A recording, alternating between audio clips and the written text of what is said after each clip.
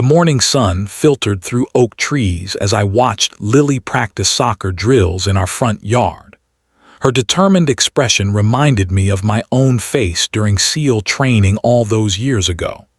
The rhythmic thud of the ball against our garage door had become the soundtrack to our weekend mornings since moving to Oak Ridge Estates 6 months ago. When I retired from the Navy after 20 years of service, this quiet suburban life represented everything I had fought to protect.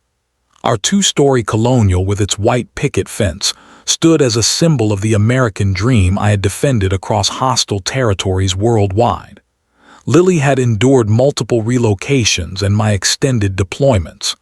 Now, at 14, she finally had stability, friends, and a soccer team where she was flourishing. My wife Sarah had passed away from cancer 3 years earlier, making Lily and me an inseparable team.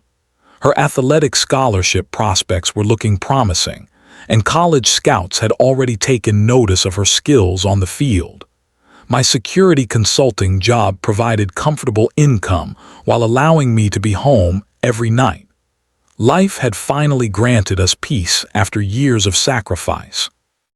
The Oak Ridge Estates Homeowners Association initially seemed like a minor inconvenience.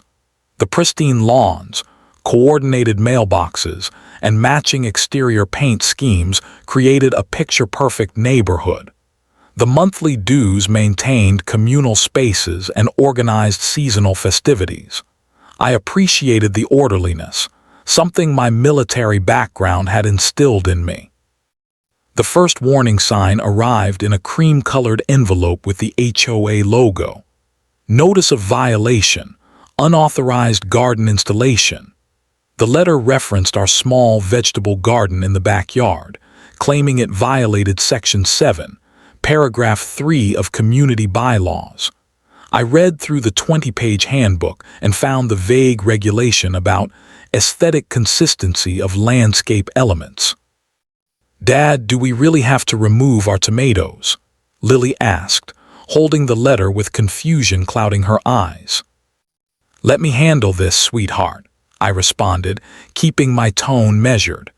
"Rules are rules, but there is always room for reasonable discussion." The following day, I visited the HOA office located in our community clubhouse. The receptionist, a nervous woman with darting eyes, directed me to Margaret Holloway, association president. Her office displayed framed certificates and community awards.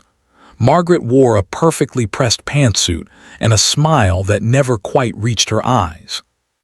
"Mr. Davis, we take community standards very seriously in Oak Ridge Estates," she explained, sliding a modification request form across her desk.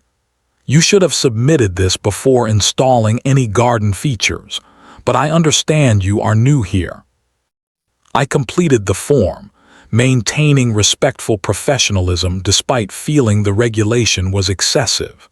My military career had taught me to pick my battles wisely.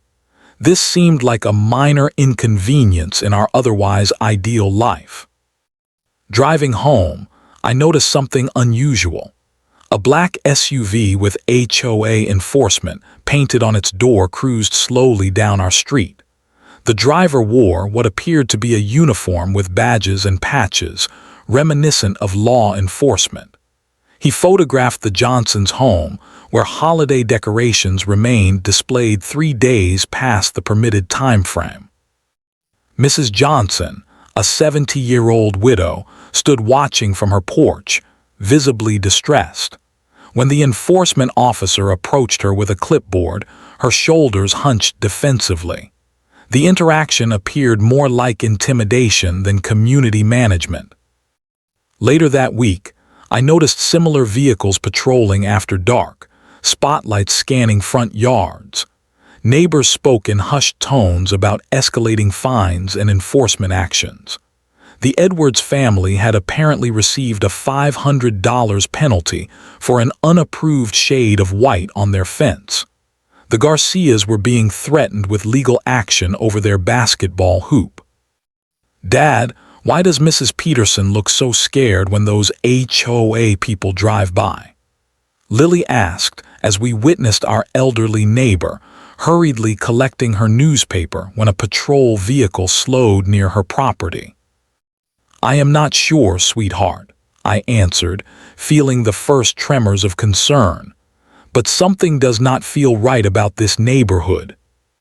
The pristine facade of Oak Ridge Estates concealed a power structure that would soon threaten everything we held dear.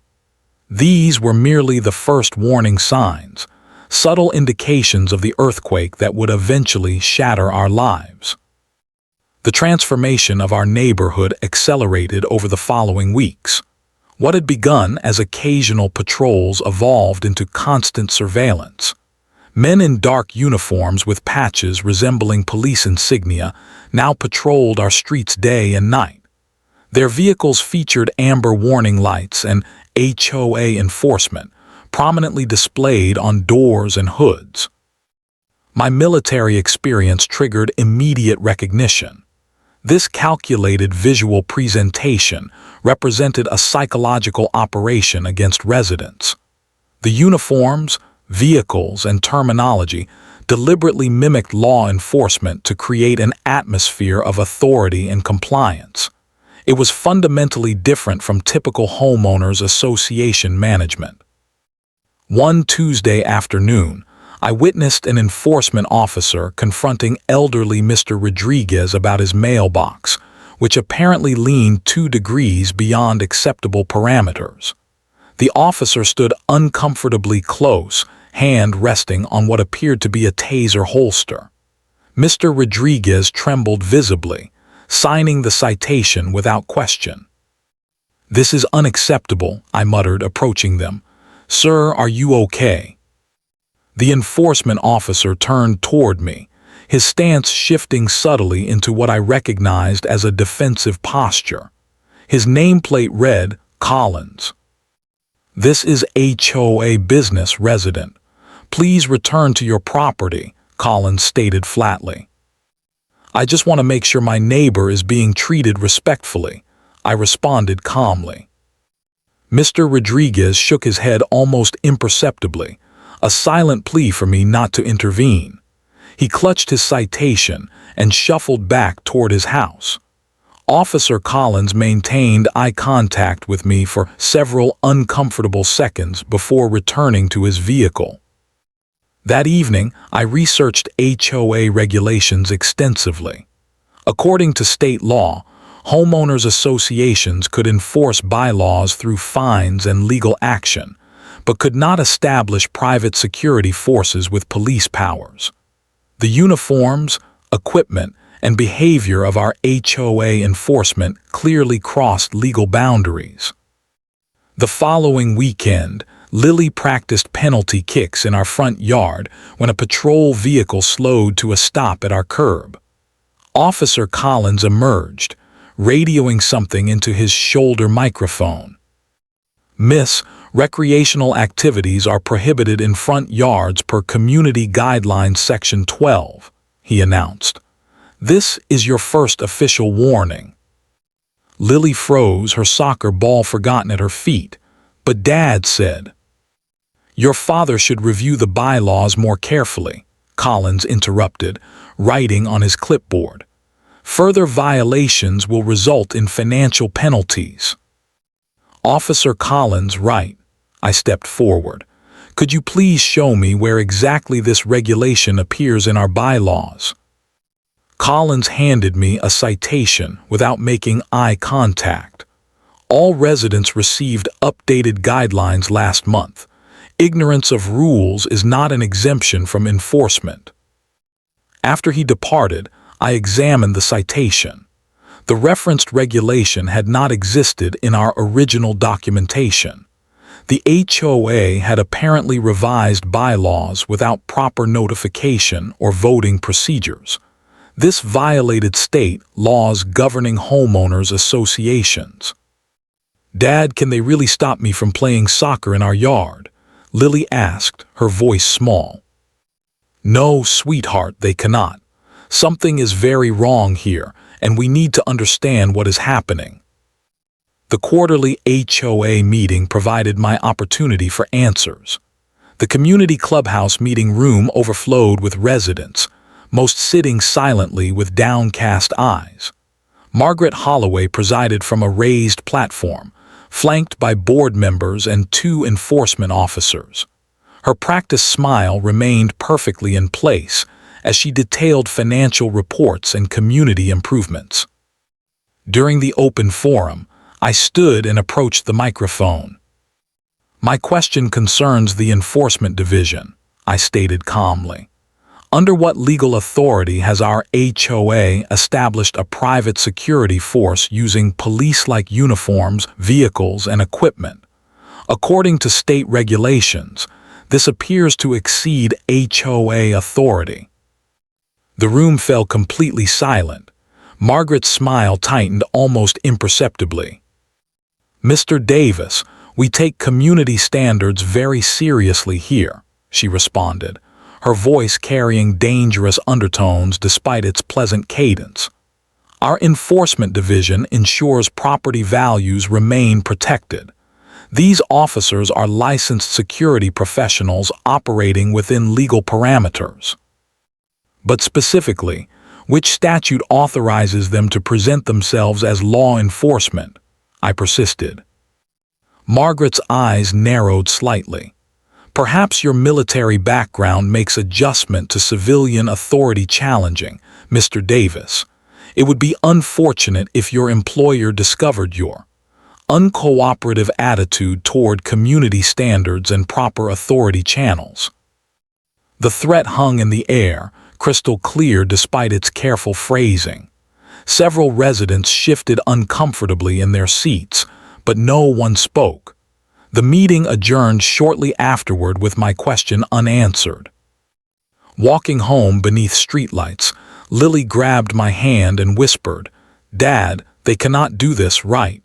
You always said rules need to be fair to be followed." The confidence in her eyes reflected her absolute faith in my ability to protect her and stand against injustice. I squeezed her hand reassuringly, not wanting to admit that, for the first time since leaving combat, I sensed genuine danger lurking in what should have been safe territory. "We follow rules that follow the law, Lily," I responded carefully, "and something about this situation does not align with legal standards." That night, I received an email from a neighbor who wished to remain anonymous. Attached was a document showing Margaret Holloway's previous involvement in 2 other communities where she had established similar enforcement systems before being forced to resign amid legal controversies. The pattern was clear, but the question remained: how had she gained such control here in Oak Ridge Estates?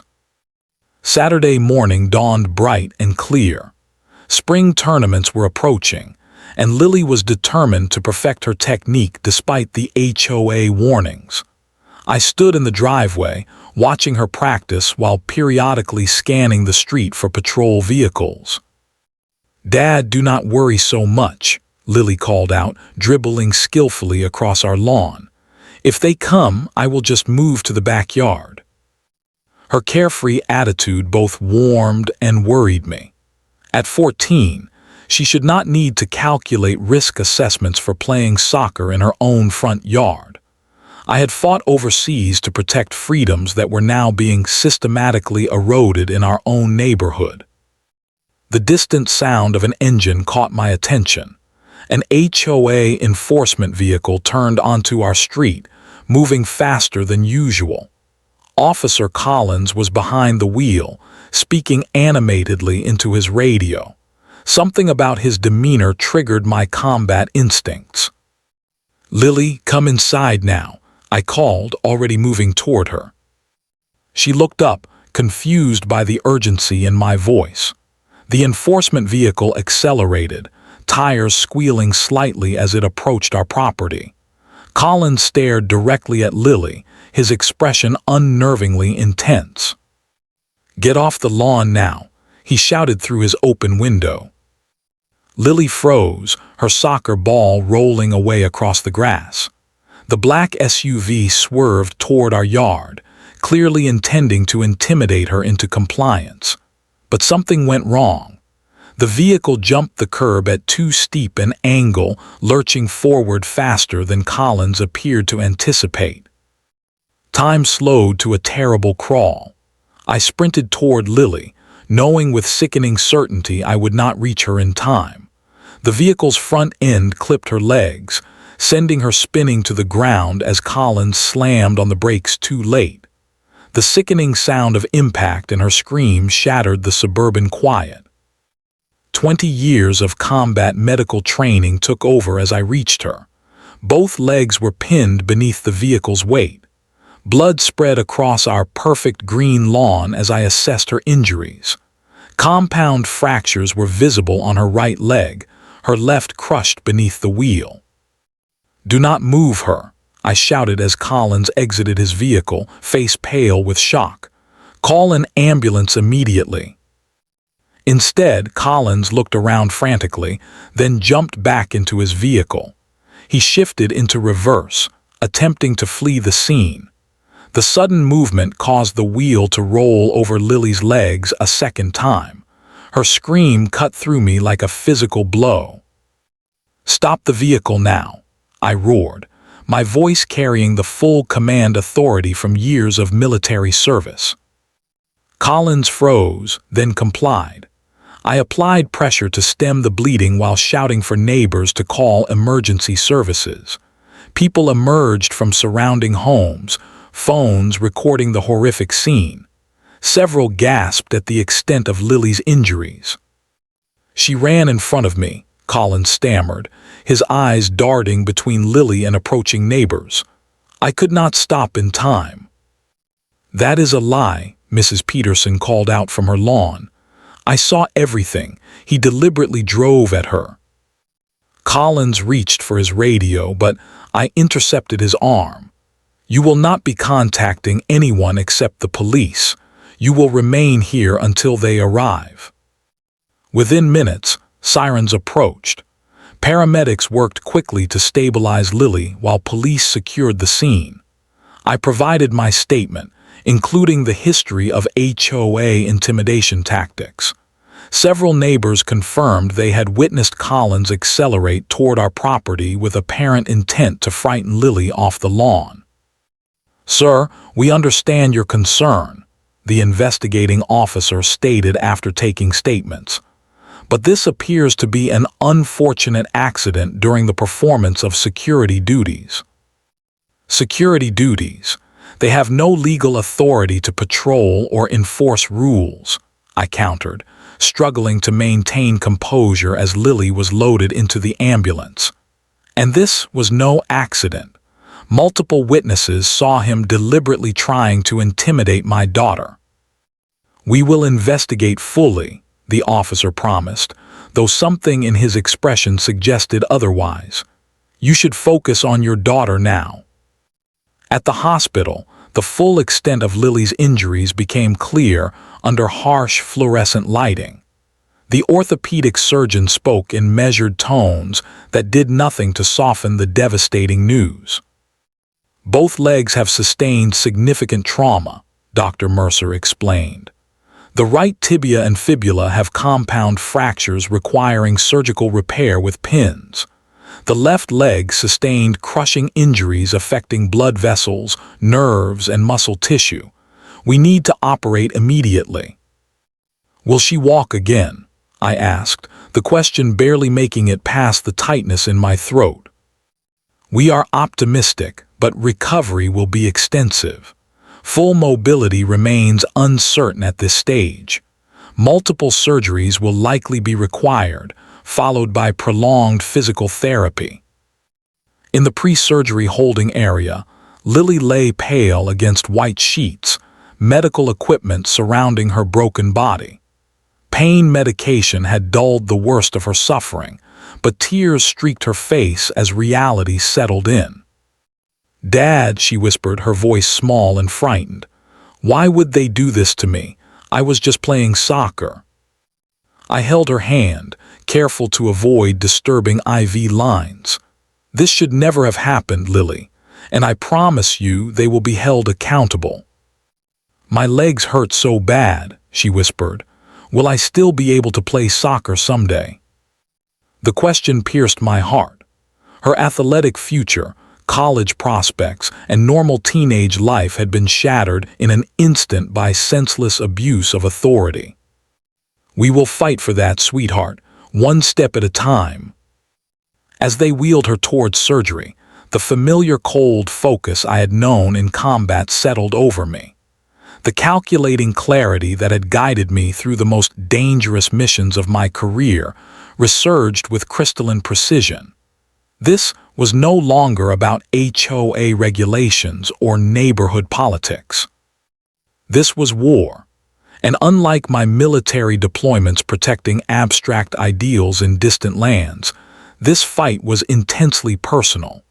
The enemy had struck at the heart of everything I loved, and they would discover that a father's resolve, combined with a SEAL's training, created a formidable adversary indeed.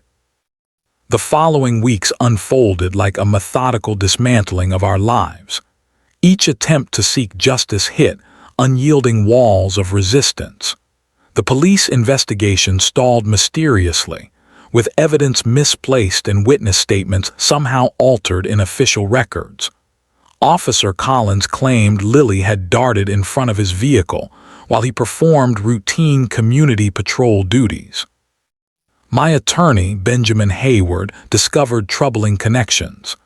Jack, Margaret Holloway's brother, is Judge Raymond Wilson, who oversees the district court handling your case, he explained in his office. And Chief Gardner of the police department serves on the HOA board. "So the system is rigged against us," I stated flatly. "Not officially, but the connections create significant barriers. We should consider a civil suit instead of pursuing criminal charges." Even this approach faced obstacles. 3 law firms declined to represent us after initially expressing interest. The surveillance of our home intensified, with enforcement vehicles parked across the street at all hours. Neighbors who had witnessed the incident suddenly became unavailable or changed their accounts. Lily endured 3 surgeries in 2 weeks. Her right leg now contained metal rods and pins. Her left required extensive reconstruction, with doctors cautiously optimistic, but making no promises about full recovery. Her once vibrant spirit dimmed under the weight of constant pain and uncertain future. Physical therapy sessions reduced her to tears, yet she persisted with determination that broke my heart daily. The medical bills are approximately $217,000 so far, the hospital financial counselor informed me. Your insurance has denied full coverage, classifying some procedures as experimental. Our savings dwindled rapidly. The home required expensive modifications for wheelchair accessibility. A ramp, wider doorways, and bathroom renovations depleted resources we did not have. I took leave from work to provide round-the-clock care, further straining our finances. Then came the corporate summons. My employer, Ridgeway Security Consulting, requested my presence for an urgent meeting. The CEO, Lawrence Ridgeway, a fellow veteran I had considered a friend, avoided eye contact as I entered his office. "Jack, I respect your service record and your work here," he began formally. "But recent events have created complications for our corporate relationships." "Complications?" I questioned, already sensing what was coming. "We have significant contracts with Holloway Development Group, which manages several communities, including your HOA. Margaret Holloway has expressed concerns about potential conflicts of interest. Lawrence, my daughter, was run over by their security officer. How is seeking justice a conflict of interest?" He slid a document across the desk. "Your services no longer align with company values and strategic objectives. This severance package includes 3 months' salary and continuation of health benefits through that period." I stared at the paper, calculating how quickly the money would vanish against mounting medical expenses. This is wrong, Lawrence. You know that. I have a company to run, Jack. I am sorry about your daughter, truly, but we cannot afford to lose the HOA contracts. Unemployment compounded our crisis. Job applications were rejected without explanation. Our community had become a prison where invisible forces systematically dismantled our security and stability. Then came the foreclosure notice.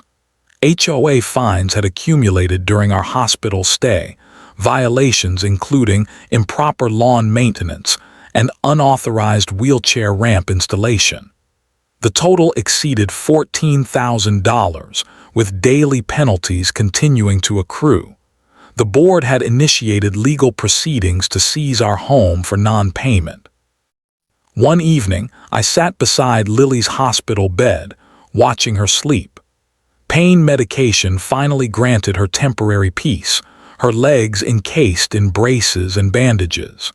The soccer trophies we had brought from home seemed to mock us from the window sill, monuments to a future that had been violently derailed. My military training had prepared me for many scenarios: enemy fire, hostage situations, covert infiltration behind enemy lines.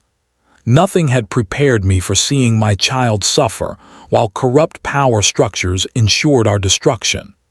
The system designed to protect citizens had been corrupted to serve those with connections and influence. "Dad," Lily whispered, emerging briefly from medicated sleep, "are we going to lose our house?" "Do not worry about that now," I answered softly. "I heard you talking to Mr. Hayward on the phone. They are trying to take everything from us, are not they?" I could not lie to her. They are trying, yes. She shifted slightly, wincing as her legs moved. "You always told me that when systems fail, good people have to stand up and fix them." Her words struck me with unexpected force.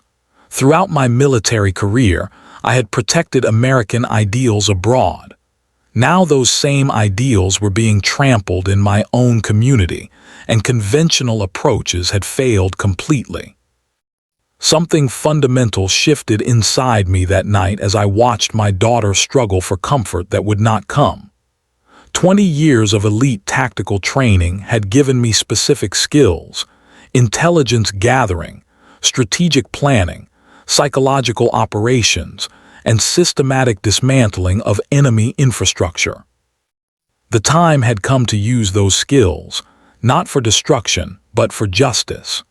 If the system would not work properly, then I would need to create sufficient pressure to force reform, not through violence or intimidation, but through methodical exposure of corruption and systematic application of legitimate legal pressure. As Lily drifted back to sleep, I began mentally drafting a comprehensive approach. The HOA leadership had declared war on us. They were about to discover they had chosen the wrong family to target. Naval special warfare had instilled in me the fundamental principle that proper intelligence gathering precedes effective action. The dining room of our rental apartment, a small unit we had moved to after being forced from our home, transformed gradually into an operations center. Maps of the community, organizational charts, and financial documents covered the walls. Lily watched from her wheelchair, her eyes showing the first spark of interest since the accident. "You are planning something big," she observed, wheeling closer to examine my notes. "I am applying tactical methodology to a civilian problem," I explained carefully.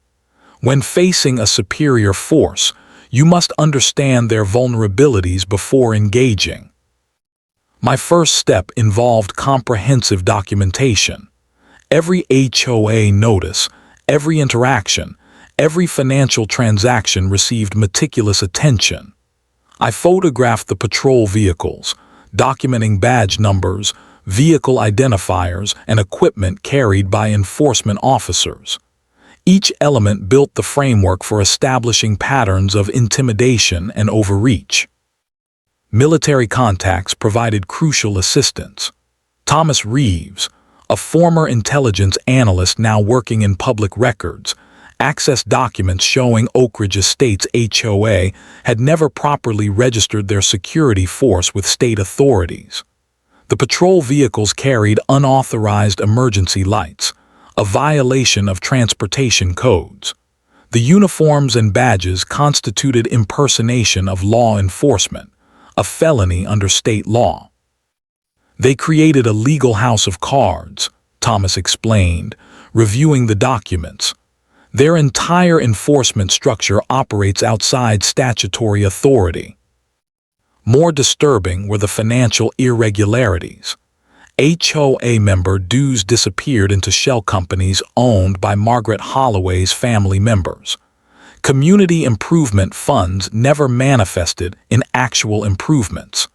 The board had essentially created a shadow government extracting resources while providing minimal services.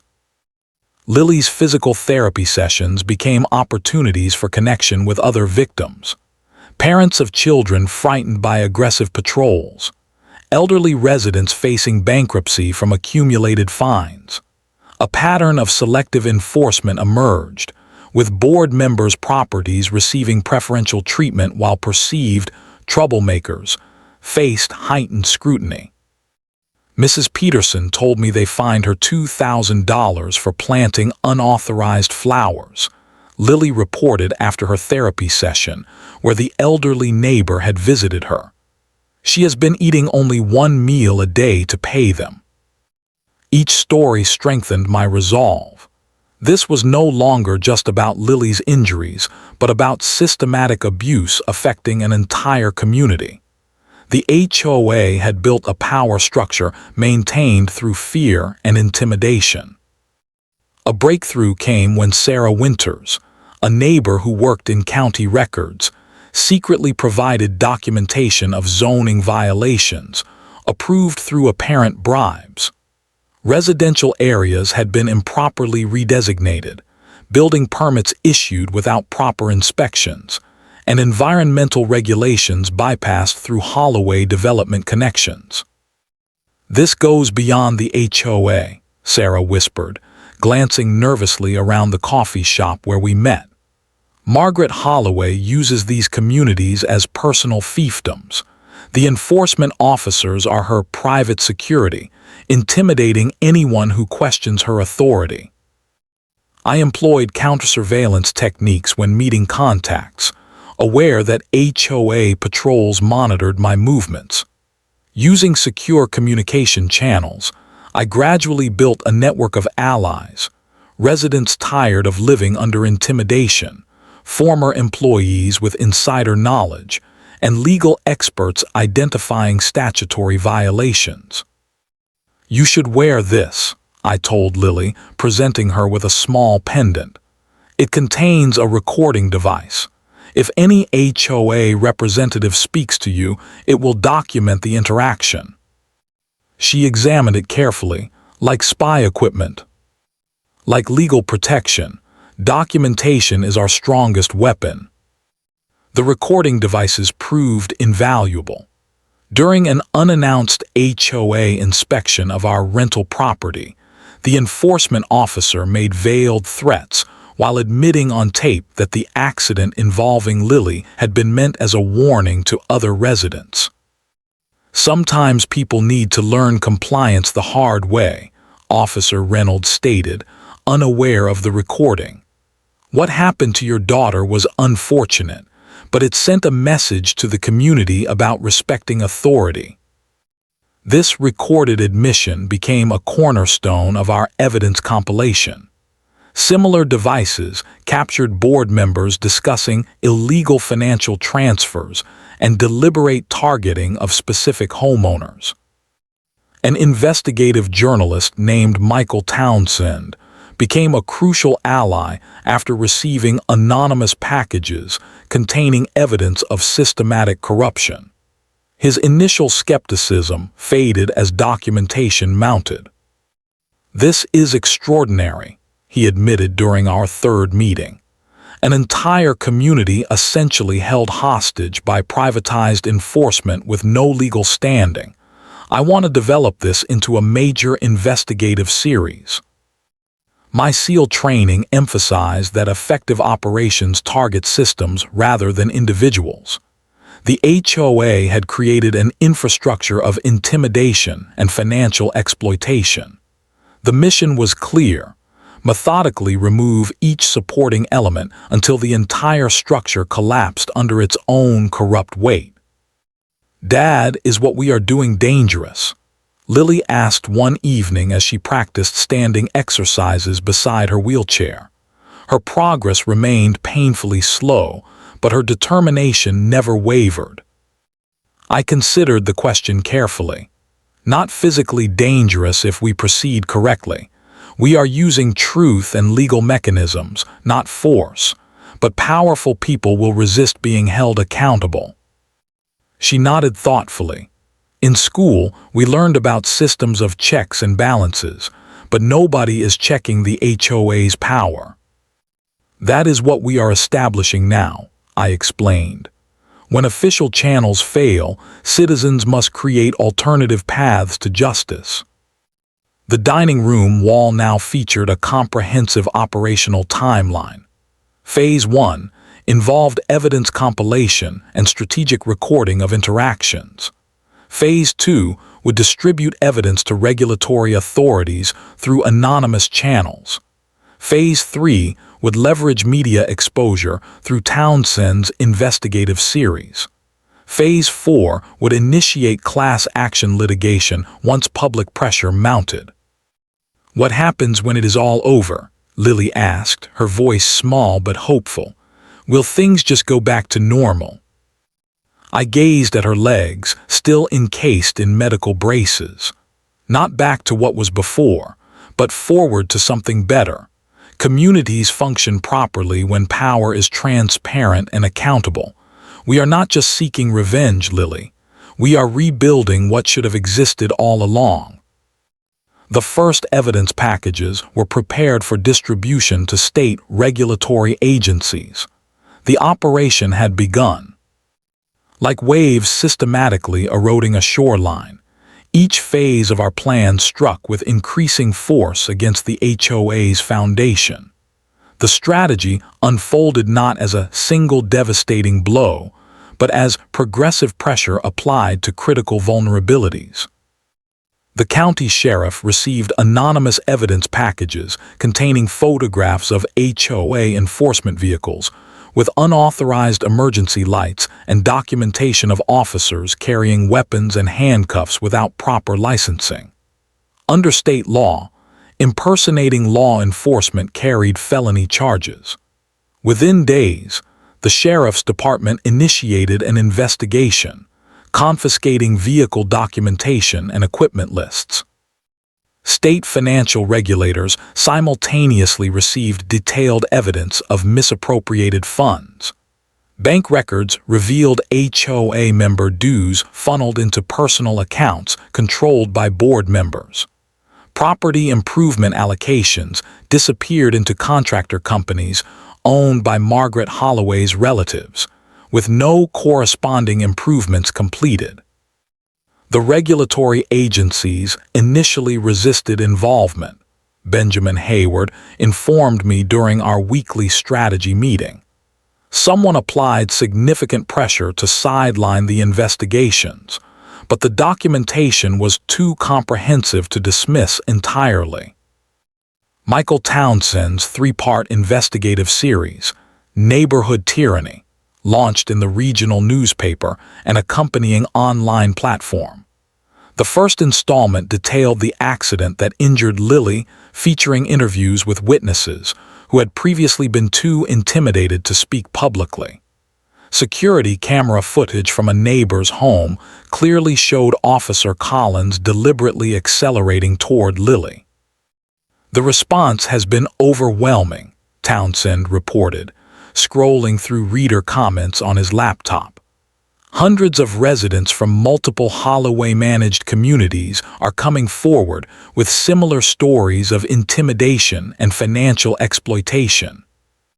The second installment examined financial irregularities, complete with graphs showing the disconnect between collected dues and community services. The third exposed the network of family connections between HOA leadership, local government, and judicial appointments that had prevented proper oversight and accountability. Property values in Oak Ridge estates plummeted as potential buyers discovered the ongoing investigations. Real estate agents became legally obligated to disclose pending litigation to prospective purchasers. The financial pressure intensified when several mortgage holders initiated reviews of property valuations in the community. Board members began turning against each other, desperate to avoid accountability. Anonymous tips from inside the HOA office revealed growing discord. Margaret Holloway demanded unwavering loyalty while seeking to distance herself from the Enforcement Division's actions. Several board members resigned, citing personal reasons, while privately contacting investigators to negotiate cooperation agreements. Lily marked her physical therapy progress on a calendar alongside news clippings, documenting each new development. The parallel tracking of her recovery and the HOA's unraveling provided powerful motivation during painful rehabilitation sessions. "This is better than my crime shows," she commented during a particularly difficult standing exercise. "Watching real justice happen makes the pain more bearable." The HOA enforcement company dissolved overnight after criminal charges were filed against 3 officers for impersonating law enforcement. Officer Collins faced additional charges related to Lily's injuries, with multiple witnesses now willing to testify against him. Margaret Holloway appeared on local news, her polished facade cracking under pointed questions about unauthorized security forces and financial irregularities. Her carefully scripted responses contradicted documented evidence, further undermining her credibility.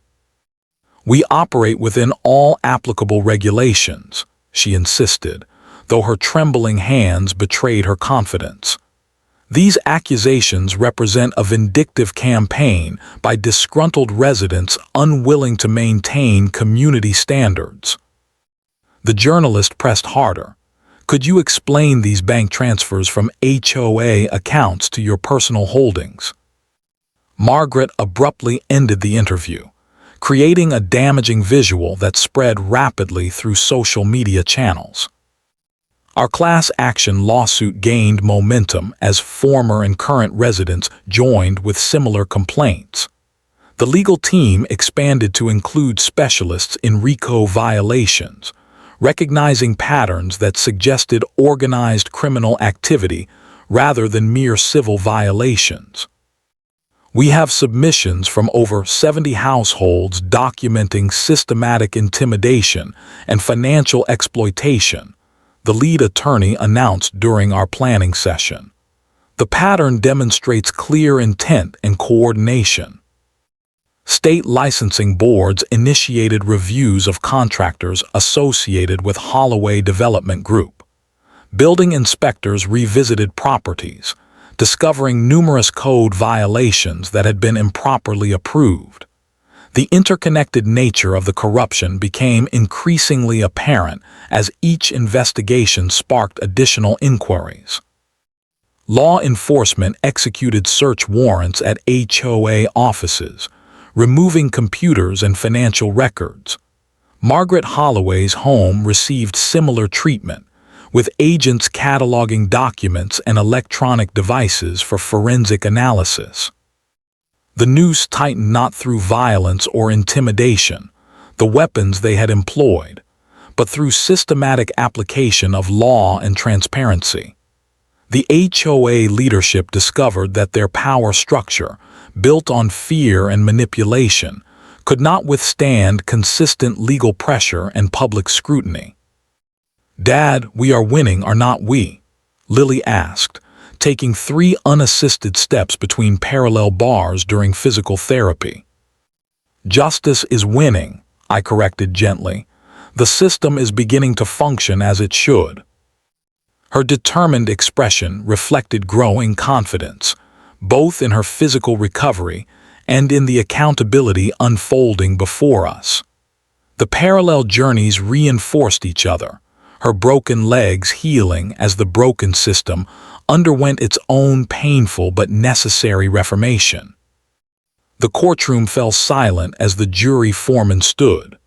After 3 weeks of testimony detailing financial fraud, intimidation tactics, and abuse of power, the moment of accountability had arrived. "We find the defendants guilty on all counts," he announced firmly.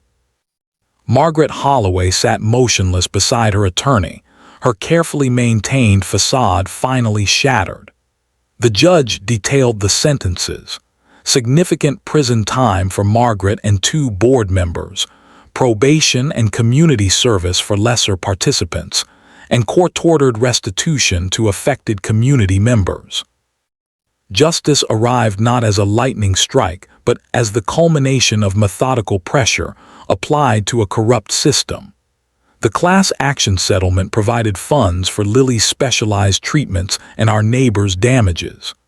Beyond financial compensation, the court mandated dissolution of the current HOA structure and established oversight protocols for the transitional management company. More valuable than money was the restoration of community.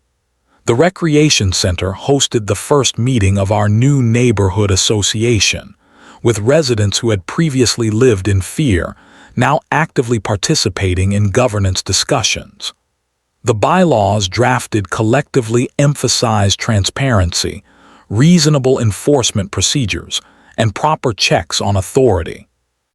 "We need to establish communication channels where everyone feels heard," Mrs. Peterson suggested during the organizational meeting. That was what was missing before. No one felt safe speaking up. "And regular financial audits by independent firms," added Mr. Rodriguez. "No more secret accounts or unauthorized spending." My military experience found unexpected application when a medical technology company specializing in rehabilitation equipment contacted me. Their representative had followed our story through Michael Townsend's reporting. "We are developing adaptive sports equipment for children with mobility challenges," the company's director explained during our meeting. "Your military background combined with your personal experience makes you uniquely qualified to join our development team." The position offered not just financial stability, but meaningful purpose. Working with engineers and physical therapists, I contributed practical insights to equipment designs that would help injured children reclaim active lifestyles.